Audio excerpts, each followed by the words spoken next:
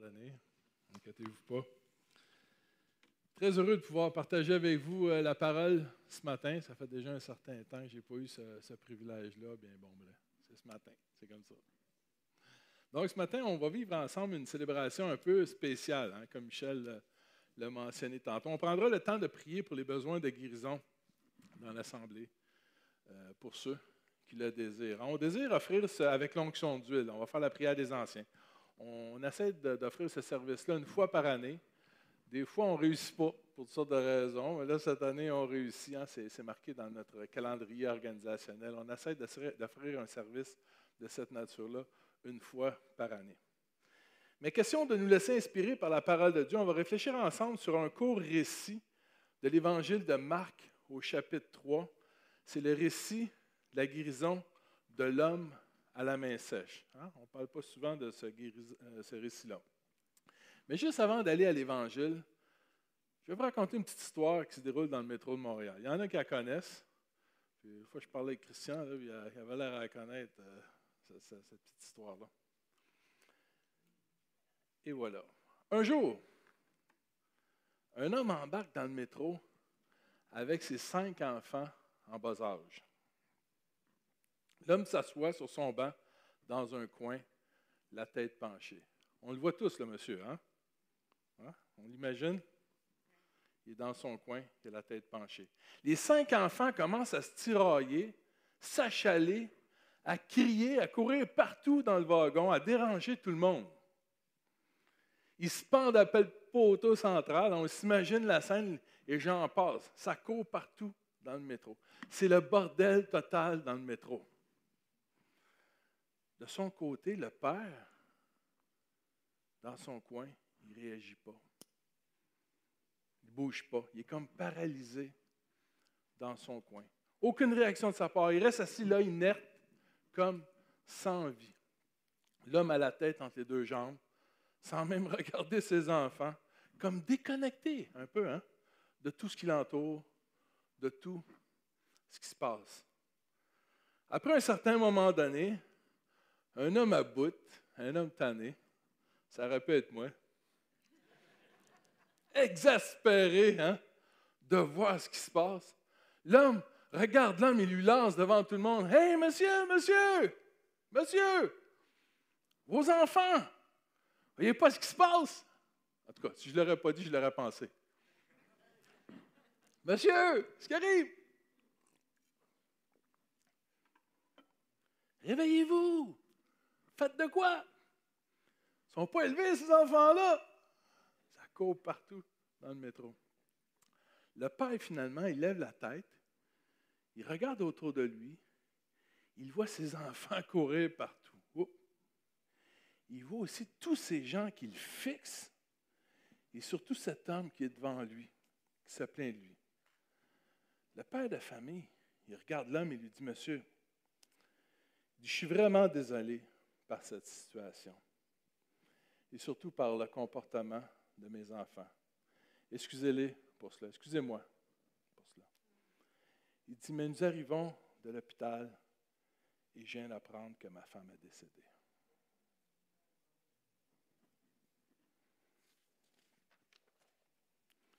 Je sais bien que je devrais faire quelque chose avec mes enfants, mais franchement, je ne sais pas quoi faire. Je n'ai pas la force.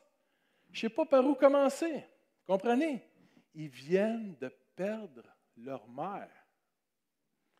Je ne sais même pas si mes enfants comprennent vraiment ce qui leur arrive en fin de compte. Tout à coup, les gens ont commencé à voir la situation d'un autre œil. Ils commençaient à voir l'homme complètement différemment.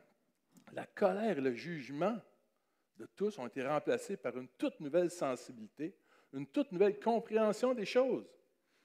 Plusieurs personnes ont même eu de la compassion envers cet homme en deuil avec ses 5 enfants en bas âge, c'est bien sûr. Tout à coup, c'était comme moins grave de voir les enfants courir un peu partout dans le métro. Cette petite histoire nous rappelle qu'il est si facile d'avoir une opinion rapide sur une personne, sur une situation, sans vraiment connaître la réalité de la personne. Tout le monde a un jugement rapide pour à peu près tout ce qui peut arriver autour de nous. Moi, le premier, je vois une situation. Tu sais, on va au resto, moi et ma femme. Moi, j'ai tendance à un peu faire l'éditorial de tout ce que je vois. Je vois une situation, je me fais une opinion là-dessus. Pas d'allure, ça. Je constate une chose, je regarde et je me fais une opinion.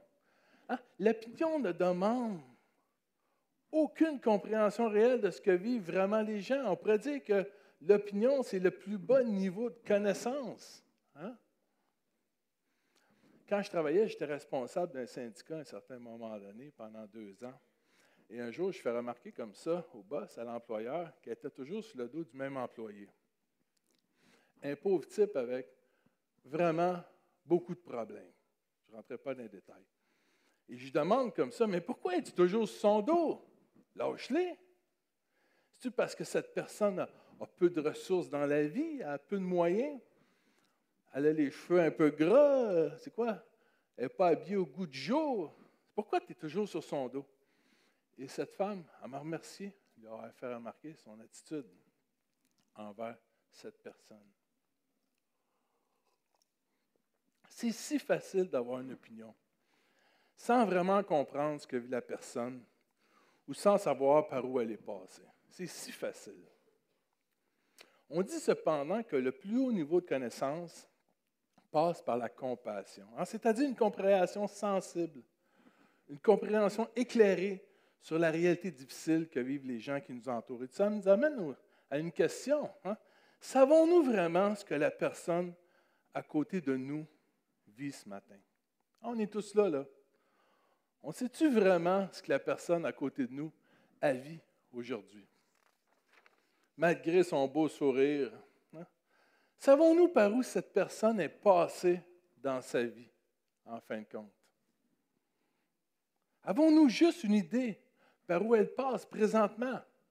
Quelles sont ses difficultés, ses vulnérabilités? Notre pauvre monsieur de l'histoire que je vous ai raconté, ce pauvre père de famille était face à ce qu'on appelle une montagne, comme paralysé. Il ne savait pas comment la traverser. Il avait comme les 2 pieds dans le ciment devant ce qu'il devait affronter comme épreuve. Et tout le reste qui s'en venait. Imaginez, il tombait seul avec ses 5 enfants. J'invite de faire la lecture avec moi ce matin d'un récit de l'Évangile de Marc, chapitre 3. Un récit qui raconte la guérison d'un homme qui avait la main sèche. Un homme souffrant à cause d'une main paralysée, une main raide, peut-être une main atrophiée, sèche. Un homme qui avait peut-être peu d'avenir, peu de valeur aux yeux de plusieurs. Un homme qui devait subir lui aussi, comme notre homme, l'opinion de bien des gens avec sa main inerte.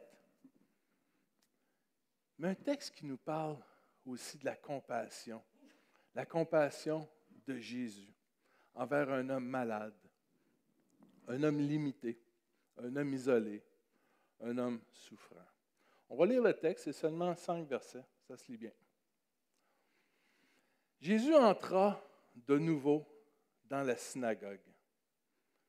Il s'y trouvait un homme qui avait la main sèche. Ils observaient, ici on parle des pharisiens, Jésus, pour voir s'il le guérirait le jour du sabbat. C'était afin de pouvoir l'accuser. Jésus dit à l'homme qui avait la main sèche, « Lève-toi là au milieu. » Puis il leur dit, « Est-il permis le jour du sabbat de faire du bien ou de faire du mal, de sauver une personne ou de la tuer? » Mais ils gardèrent le silence. Alors il promena sur eux un regard de colère, c'est-à-dire un regard d'indignation, c'est ça l'idée ici, et peiné, affligé par l'endurcissement de leur cœur, il dit à l'homme, « Tends ta main. » Il l'attendit et sa main fut guérie. Seigneur, ta parole est une lampe à nos pieds, une lumière sur notre sentier. Parle-nous ce matin par ta parole. Interpelle-nous. Je te le demande dans le nom de Jésus. Amen.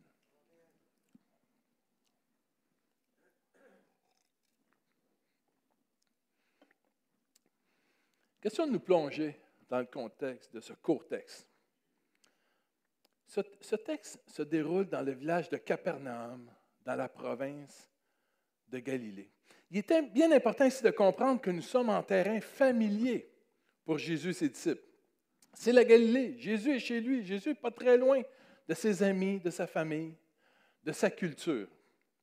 Capernaum, comme Cana, comme Nazareth, était en Galilée, tout au nord du pays. Il faut savoir qu'à cette époque, le centre religieux, lui, était situé à Jérusalem, en Judée, à l'opposé complètement de la Galilée, tout au sud du pays. Il faut comprendre ça. Il y a le nord, la Galilée, et il y a la Judée au sud. Et pour faire respecter l'orientation religieuse du temple au sud, on envoyait régulièrement de Jérusalem des pharisiens, des scribes, dans le nord, en Galilée, pour s'assurer que les villages, pour s'assurer que les campagnes respectent les lois, respectent les pratiques, les rites du temple du sud, à Jérusalem. Bref, comme pour un peu soumettre le nord à la religion du sud, aux Judéens. On se souvient de ces jarres d'eau à Cana lors du mariage, ces vases qui servaient au rite de purification dans le village de Cana, ces jarres qui étaient un signe fort de la présence religieuse dans le petit village. Les jarres étaient des instruments de pureté religieuse dans les mains des pharisiens. Jésus utilise ces jarres de purification religieuse pour les transformer en jarres de vin. C'est incroyable. Symbole de vie, symbole de fête, symbole de joie, plutôt que des instruments d'observance religieuse, rigides, durs, inflexibles, incapables de donner la vie spirituelle. Wow, quel signe incroyable de Jésus et de cet évangile qui nous libère. La police religieuse du temple, les pharisiens, qui voulaient imposer leur vision des choses partout en Israël, rencontraient souvent une très grande résistance avec les gens de la Galilée, mais avec les gens des campagnes aussi, partout. C'est une question historique. Il y avait une espèce de clash là, entre le nord et le sud. On ne parlera pas de ça ce matin, on va se perdre, mais il y avait un clash là, vraiment entre les deux. Juste avant le récit qu'on vient de lire, juste avant, vous irez voir dans Marc, on se souvient que les disciples de Jésus arrachent et mangent des épis en chemin le jour du sabbat, parce qu'ils avaient faim, tout simplement. Ce geste avait suscité beaucoup de colère de la part des pharisiens, parce que selon eux, les disciples, ils ne respectaient pas le sabbat en arrachant des épis. Mais pour les disciples de la Galilée, voyons, c'était juste normal de se nourrir en chemin. Il n'y a pas de péché là-dedans. Là. Il y avait faim. On voit l'écart là, entre la mentalité, la culture du Nord et la culture du Sud. L'Évangile de Marc cherche à communiquer, puis on le voit tout le long de l'Évangile, cette différence radicale entre le royaume de Dieu et le régime religieux en place dans le Sud. L'Évangile de Marc cherche à communiquer comment prendre ses distances face au système religieux du temple pour pouvoir s'en libérer et finalement suivre Jésus. C'est une clé de lecture importante quand on lit l'Évangile, comprendre les Évangiles, cette tension qui existe entre la Galilée, d'où vient Jésus, c'est pour ça cette si grande tension-là entre Jésus et les pharisiens, qui étaient au nord, et la Judée du sud. Le récit de Marc se déroule dans une synagogue du village de Capernaum, au nord. Et s'il y a bien un endroit en principe où il faut respecter les règles religieuses, le sabbat, vous êtes d'accord avec moi? C'est bien dans une synagogue. On a affaire à marcher droite. Et le texte débute ainsi. On a assez parlé de contexte. Verset 1. Jésus entra de nouveau dans la synagogue. On s'imagine Jésus entrer avec ses disciples dans la synagogue. Toute la gang rentre. Tous regards sont sur lui. Il rentre dans la grande salle communautaire. Imaginez ce matin, là, Jésus rentre là, avec tous ses disciples, là, puis là, wow, là, on la regarde. Là. Mais qu'est-ce que va faire Jésus aujourd'hui? Qu'est-ce qu'il va dire? C'est dans cette même synagogue, une semaine plus tôt, que Jésus avait guéri un homme qui avait un esprit impur. Tout le monde s'en souvenait, ça faisait rien qu'une semaine que c'était arrivé. Ce même jour du sabbat, en après-midi, juste en sortant de la synagogue, on se souvient que Jésus a guéri la fièvre de la belle-mère de Pierre. Le soir, on lui avait amené tous les malades du village pour être guéris. Le lendemain, Jésus avait guéri un lépreux. Quelques jours après, il a guéri un paralytique. Jésus avait eu toute une semaine de guérison. Hein? Grosse semaine. Et en Marc, hein, tout se déroule très rapidement. On ne parlait que de Jésus, le guérisseur. Hein, Jésus guérit, dans le village de Capernaum et dans toute la Galilée, au nord. Mais qu'est-ce qui va arriver maintenant dans cette synagogue alors que Jésus entre avec ses disciples? Qui va-t-il guérir aujourd'hui? Qu'est-ce qu'il va faire? Jésus va-t-il choisir encore une fois de guérir une personne malade? La seule journée de la semaine où il n'est pas permis de le faire? Ah, Jésus! Ah, c'est Jésus. En plus, il choisit de le faire devant tout le monde, devant les responsables, hein, dans une synagogue. Jésus est un homme libre.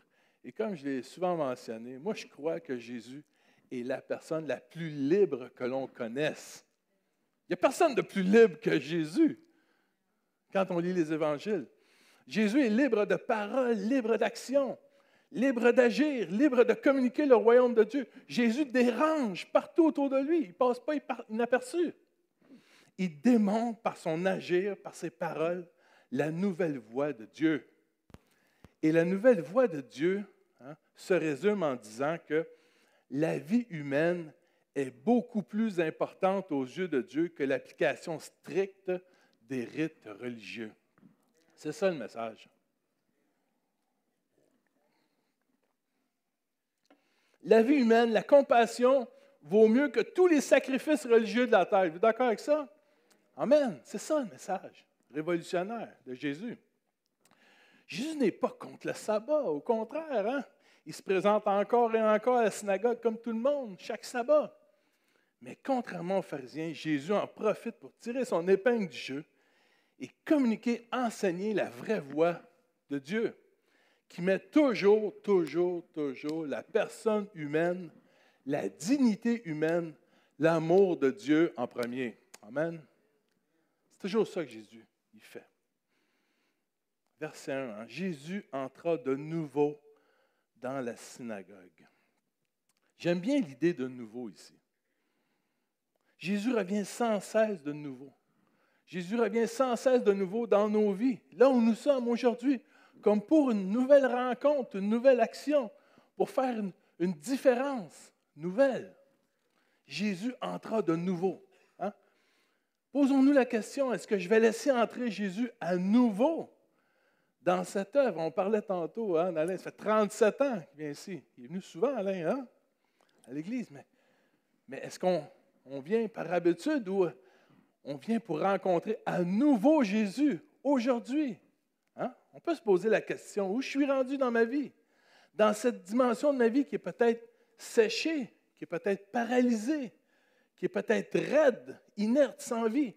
Peut-être cet endroit en moi qui me fait peur, cet endroit que je ne veux pas voir, que je préfère oublier. Ce lieu souffrant en bois où je ne veux peut-être même pas que Dieu y mette son nez, en fin de compte. Cet endroit peut-être barré à double tour, où je ne l'invite même plus à venir m'aider dans ma vie.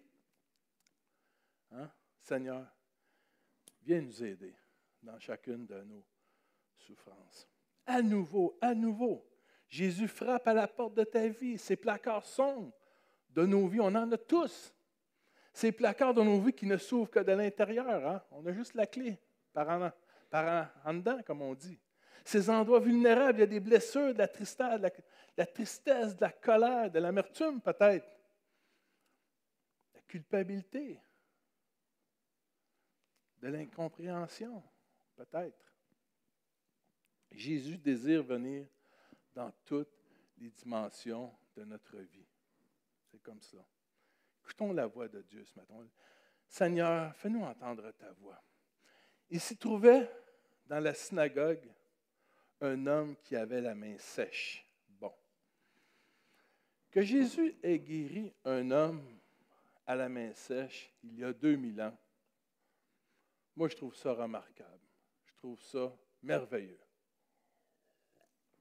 Quelle guérison! Mais posons-nous la question, mais qu'est-ce que cette main sèche peut symboliser pour toi, aujourd'hui, ici et maintenant? Quelle est pour toi la signification spirituelle de cette main sèche? Et je vous propose quelques pistes de réflexion. À vous de choisir pour vous. Je vais vous en donner 5-6. Mais il y en a bien d'autres. Hein? Le Seigneur peut vous parler autrement ce matin. Peut-être la main sèche symbolise pour toi cette dimension de ta vie qui est desséchée, qui est présentement peut-être sans vie spirituelle. Cette dimension de toi qui a besoin de reprendre vie, qui a besoin de reprendre la vigueur spirituelle, de la force, qui a besoin de l'intervention de l'Esprit de Dieu, qui a besoin de la vie de Dieu. C'est peut-être ça pour toi, la main sèche. Cette main sèche qui est raide, une main sèche, je me dis, c'est raide, c'est une main sèche, qui est inflexible, représente peut-être pour toi une façon de voir la vie, une façon de penser qui est dure, qui est raide, qui est inflexible, qui est intransigeante, qui crée des tensions parfois un peu partout autour de toi et des tensions en toi aussi. Hein? Une attitude étroite avec des paroles plutôt secs qui blessent les gens, un manque d'ouverture, un besoin de te protéger des autres. Ça peut être ça. Il y en a beaucoup là-dedans. Cette main sèche symbolise peut-être pour toi cette partie de toi qui te fait mal. Je me dis, une main sèche, ça doit faire mal. Hein, comme une écharpe dans ton corps, dans ton âme, qui te rappelle toujours une souffrance, qui te paralyse, qui t'empêche d'agir, d'aller de l'avant, qui t'empêche de vivre librement avec tes deux mains, comme tu le voudrais. Ça peut être un mal émotionnel, un mal spirituel. Pour ma part, j'ai 61 ans, là, et je comprends mieux la blessure qui est en moi aujourd'hui. J'ai mis un peu de temps là-dedans dans les dernières années. Et je l'appellerai amicalement ma blessure d'amour. Michel a parlé de sa blessure d'amour tantôt, hein, qu'il a vécu, qui l'a amené à se convertir. Hein? Blessure d'amour, blessure profonde, d'abandon, hein, qui vient de mon histoire, de notre histoire. Et j'invite chaque jour Dieu dans ma blessure. Seigneur, viens dans ma blessure, viens me guérir de cette blessure. Peut-être ce matin, cette main sèche symbolise pour toi un accident bête, hein, une limitation, une restriction qui t'empêche de travailler, qui t'empêche de bouger comme tu le voudrais. Qui sait d'où provient cette main sèche, sinon toi et le Seigneur qui connaît toute ton histoire, ton passé. Cette main sèche symbolise peut-être pour toi une partie de toi que tu cherches à cacher, une partie de toi que tu cherches peut-être à couvrir discrètement, avec des longues manches. Hein. Vous savez, à l'époque de Jésus, les gens avaient des longues robes avec des longues manches. C'était facile avec des longues manches de dissimuler une main sèche. Parfois, dans nos vies, on finit par cacher à la longue les choses sans même nous en rendre compte. Juste par habitude, avec le temps, comme un réflexe qui s'est installé petit à petit. On apprend à vivre avec ce qu'on cache. On finit même par trouver ça normal. L'homme ou la femme à la main sèche pourrait être cette personne juste à côté de toi à l'église, la main sèche, bien cachée, dans sa robe, dans son manteau. Tu ne le sauras même pas, en fin de compte. Qui ne cache pas quelque chose. Parfois, on craint que les autres découvrent en nous une dimension de nous-mêmes qu'on veut cacher. Hein? Malheur à moi si les autres découvraient que je suis une personne imparfaite. J'ai déjà pensé ça, moi. J'y pense à tous les jours. À différents niveaux, on s'entend. Mais malheur à moi s'ils découvraient que je...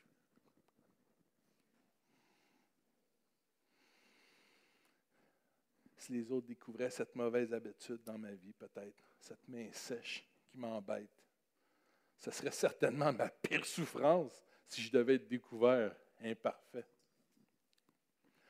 Mes amis, j'en ai sorti plusieurs, là. Il y en a peut-être d'autres qui viennent en tête, mais dans toutes ces multitudes de symboliques et de significations spirituelles que je viens de vous proposer, souvenons-nous une seule chose avant d'aller plus loin. Une seule chose. Il y a une seule chose à retenir là. Dieu nous aime tel que nous sommes. Nous sommes ses enfants. Dieu nous aime tel que nous sommes. Hein? Dieu nous accueille tel que nous sommes, même avec une main sèche. Et j'aurais tendance à dire des fois, surtout avec une main sèche. Il désire ce qu'il y a de mieux pour nous. Dieu désire nous guérir. L'amour de Dieu pour chacun de nous est premier. Il est abondant, il est inépuisable. Dieu est pure source d'amour et de bonté pour chacun d'entre nous. Dieu met toute son affection de Père en chacun de nous. Hein? Et Dieu nous redit sans cesse cette parole du prophète Isaïe. Hein? Tu as du prix à mes yeux, de la valeur, et je t'aime. Tu as du prix à mes yeux, de la valeur, et je t'aime. Ensemble. Tu as du prix à mes yeux, de la valeur, et je t'aime. Quelle belle parole de Dieu. Sa grâce, sa faveur, sa miséricorde nous sont accordées à chaque jour, à chaque instant. Dieu ne désespère jamais de moi. Pas possible. Dieu ne désespère jamais de moi, malgré ce qui peut être sèche en moi. Et ce, même si parfois nous désespérons de nous-mêmes. Dieu est plus grand que notre cœur, nous dit la parole. Même quand notre cœur nous accuse et nous condamne, Dieu nous accueille, est capable à chaque jour de nous faire naître de nouveau, redonner la vie, même si c'est ce qu'il y a de plus sèche en nous. Et nous retrouvons dans l'Évangile de Luc, on lâche 2 secondes, Marc, le même récit, la même histoire, avec une petite nuance qui m'a beaucoup intéressé. J'ai regardé ça. Luc ajoute un détail fascinant. Il dit, il s'y trouvait dans la synagogue un homme dont la main droite était sèche. On est rendu avec la main droite. Paradoxalement, une main sèche, la droite dans la Bible symbolise la force. La droite symbolise l'honneur, le statut, la bénédiction, le pouvoir d'agir, le pouvoir de transformer les choses. Jésus, le Fils de Dieu, est assis où? Il est assis à la droite de Dieu. Hein? Jésus intercède pour nous où? À la droite de Dieu. Tout honneur et toute gloire lui reviennent alors qu'il est où? Il est à la droite. Hein? Oh, excuse-moi. Le côté droit dans la Bible est un côté qui représente la force, l'honneur, la bénédiction, le pouvoir d'agir. Hein, Jésus dit à l'homme qui avait la main sèche, qui avait la main droite sèche, lève-toi au milieu, lève-toi là au milieu. Hein, Jésus invite cet homme au milieu de la synagogue devant tout le monde. Non pas pour le mettre sur le spot ou pour le mettre mal à l'aise, mais plutôt pour redonner à cet homme devant tous toute sa dignité, toute sa valeur, peut-être un statut social, lui redonner une place de choix au milieu des siens. Jésus veut honorer cet homme en lui permettant de travailler, de faire quelque chose de ses 2 mains, de se réaliser pleinement dans son humanité avec ses 2 mains. Hein? Et il le fait, en fait, devant tous ces Juifs responsables, le seul jour où le travail est interdit. C'est quand même fascinant. Jésus choisit ses bons moments. Cet homme qui avait une seule main avait peut-être peu de valeur aux yeux de tous dans sa communauté. Que pouvait bien faire un homme avec une main sèche dans un monde d'agriculture, dans un monde de pêche? Aller à la pêche avec une main, ça doit être difficile. Jésus, par ses paroles, encore une fois dans l'Évangile, renverse la machine. Jésus renverse le système religieux et c'est la twist dans l'histoire. Il y a toujours une twist dans l'Évangile. Jésus renverse pour toujours quelque chose pour la gloire de Dieu son Père. Jésus confond les pharisiens qui préfèrent garder un homme malade le jour du sabbat, un homme capable de se réaliser, de travailler, d'agir, de se mettre en action pour Dieu et pour les autres. Ce n'est pas possible quand on y pense. Pour Jésus, ce qui compte, c'est la pleine réalisation de chacune de nos personnes. Cette pleine réalisation qui passe par redonner vie à ce qui est sèche en nous. Jésus dit à l'homme, lève-toi là au milieu. Lève-toi là au milieu. Cet homme à qui Jésus demande de se lever, c'est toi, en fin de compte, c'est moi. Malgré ce qui est sèche en toi, ce que tu vis dans ta condition physique, émotionnelle, spirituelle. Hein? Ici, le verbe « lève-toi », là, c'est le mot grec « égeiro ». C'est le même mot utilisé partout dans les évangiles pour parler de résurrection. Lève-toi. C'est le même mot pour parler de résurrection. Hein? Il n'y a pas de mot spécifique pour résurrection dans la Bible, comme en français. Ce mot signifie lève-toi, remets-toi en marche, remets-toi debout. Allez, allez, réveille-toi de ton sommeil, réveille-toi, mon ami. Comme pour mon ami Lazare, enfermé dans son tombeau. Sors de là, lève-toi. Mets-toi en marche. Sors de ce tombeau rempli d'ossements sèches. Comme pour notre âme un peu, qui était paralysé, qui avait comme les deux pieds dans le ciment, qui ne savait plus quoi faire. Toi qui cherches peut-être à disparaître ce matin, à cacher quelque chose, à couvrir ta honte, ta culpabilité par des longues manches. Hein, c'est ce que le texte dit. Ressuscite. Lève-toi debout et apparais devant tout le monde. Prends ta place dans la société, prends ta place dans l'Église, prends ta place dans la famille, dans ton travail. Remets-toi en marche, remets-toi debout. Ne laisse personne te ralentir. Apparais comme un nouvel immeuble qu'on construit dans une ville et qui apparaît. Ça vous est déjà arrivé d'arriver dans une ville, là, il n'y avait rien, là, puis là, tout à coup, on construit un building. Là. C'est ça l'idée de la résurrection. Quelque chose qui apparaît tout à coup, qui se lève, qui se met en place. Dieu veut faire une œuvre nouvelle dans chacune de nos vies. Jésus dit à l'homme, « Tends ta main. » Il la tendit et sa main fut guérie. Jésus, l'homme de toutes les compassions, guérit cet homme à la main sèche. Jésus nous interpelle encore une fois ce matin par deux paroles de vie, deux paroles essentielles. La première parole, c'est lève-toi, remets-toi en marche, remets-toi debout, lève-toi. Par ce geste de te lever, Jésus veut te redonner quelque chose que tu as peut-être perdu avec le temps. Te redonner la vie, une guérison. Tu es précieux, tu as de la valeur aux yeux de Dieu et Dieu t'aime. Dieu veut nous redonner notre dignité, notre santé, notre valeur, nous honorer, redonner une place de choix, le pouvoir d'agir, faire des choses, donner un sens à nos vies, nous donner de nous réaliser pleinement. Lève-toi. Et Jésus nous donne aussi cette deuxième parole essentielle. Tends ta main. Tends ta main vers moi, nous demande le Seigneur. Tends ta souffrance vers moi. Donne-moi ce qui est sèche en toi, ce qui manque de vie, ton besoin, ton manque. Donne-moi cette main avec laquelle tu as appris à vivre, avec les années peut-être. Cette main que tu trouves peut-être normale. Hein, l'homme à la main sèche, il devait finir par la trouver normale, sa main. Mais cette main, elle n'était pas normale en réalité. Et Jésus le savait très bien. Tendre sa main quand nous avons une robe avec des longues manches nous oblige de la sortir et de la montrer au Seigneur. Dans quelques instants, les anciens vont prier pour toi si tu désires. La prière de guérison des anciens avec l'onction d'huile.